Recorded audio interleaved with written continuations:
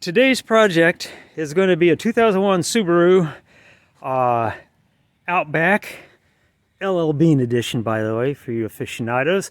We're going to replace the Serpentine belt and the tensioner and the idler pulley on this. You can see, if you look closely down at the Serpentine belt there, it's well past being due. So basically the first thing that we're going to do is remove the engine cover, the cosmetic cover, which is easy enough to do. Just 4 10mm bolts.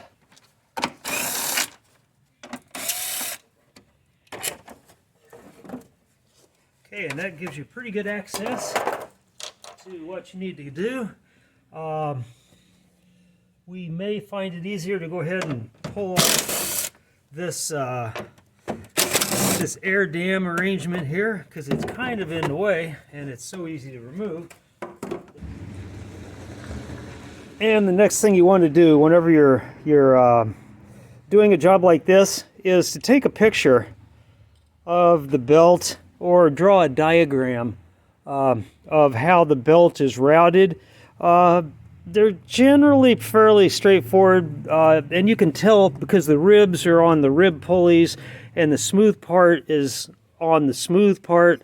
But nonetheless, it's really good to have that as a backup, just so if you can't figure it out after you put everything else back together, you'll know what to do.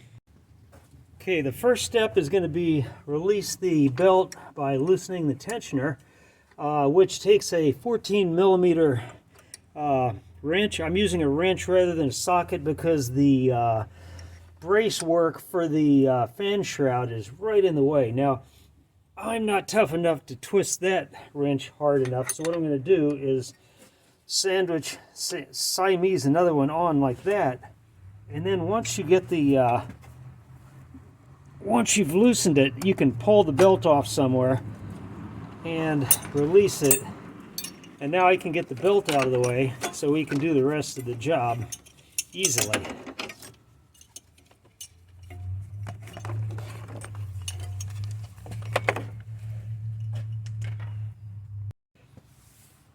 The next step, I'm going to remove the idler pulley. Just give me a little bit better access to the tensioner pulley, and it's a little fiddly because this hose really is in the way. I suspect I will have to remove it.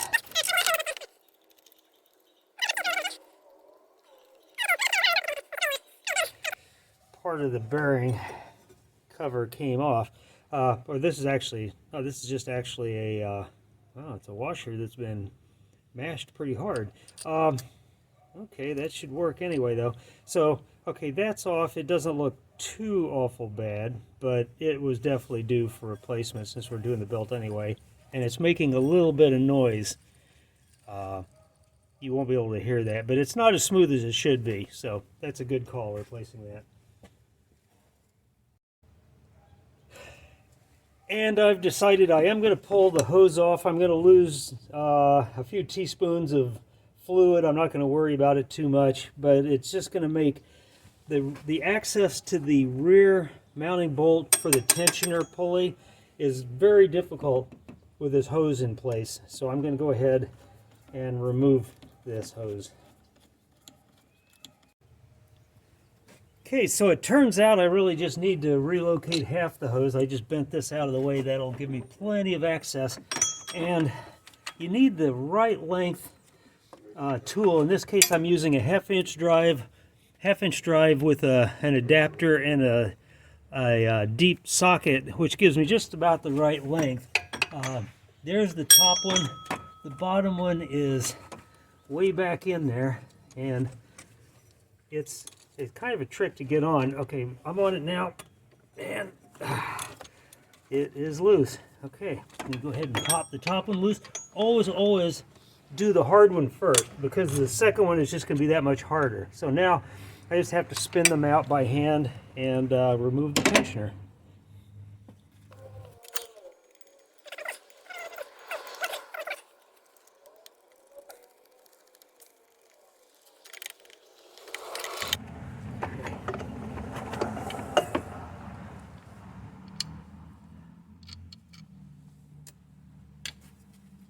So, all right, so bottom bolt is in place. Drop this thing into place, and you can actually kind of get in there and see, get the alignment on that bottom bolt kind of set in there, and get it in the more or less in position. Then slide the socket in there, and with any luck, you don't drop anything down into the belly pan and have to go fish it out. Had to feel around for it a bit.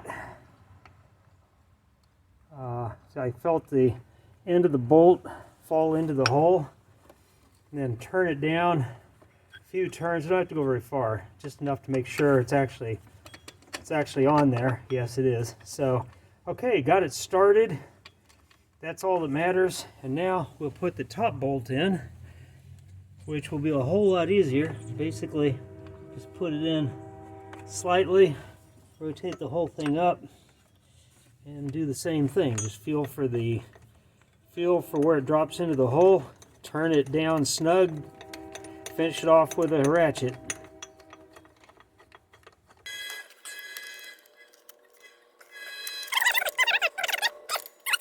So I think it's about 25 foot-pounds. All right. And the next trick is to reinstall the idler pulley, which goes here, which is obviously just a whole lot easier.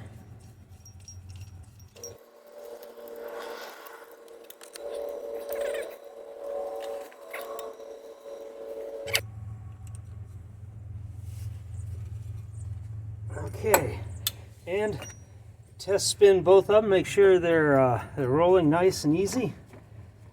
Okay, and we should be good to go. Everything looks good. Now it's just a matter, we'll take the belt, the new belt of course, and re-wrap it around the pulleys in the original configuration. All right, I've got the belt reattached, basically everything but around the alternator pulley, which I think is going to be the easiest one to play with.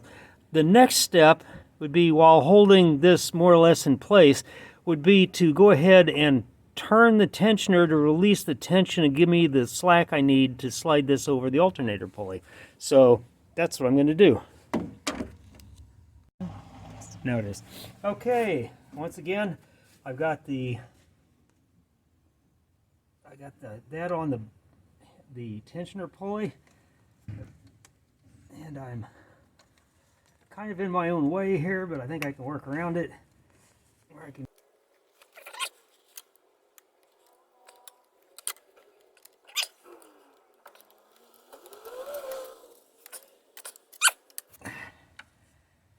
All right, and there we go. It is fully back to its original position. It's nice and snug. You can see the tensioner is doing its job whenever I push down a little extra hard on the belt. The double check, make sure that the belt is entirely enclosed inside the little guides on the grooved pulleys, that it's centered more or less on the smooth pulleys. I think we're good to go. Next thing would be to fire it up, make sure everything turns. Okay, now the test fire. Perfection. All right, got the upper radiator bolt on. Go ahead and put down the bolt holding the circle and the engine cosmetic cover, and we are done.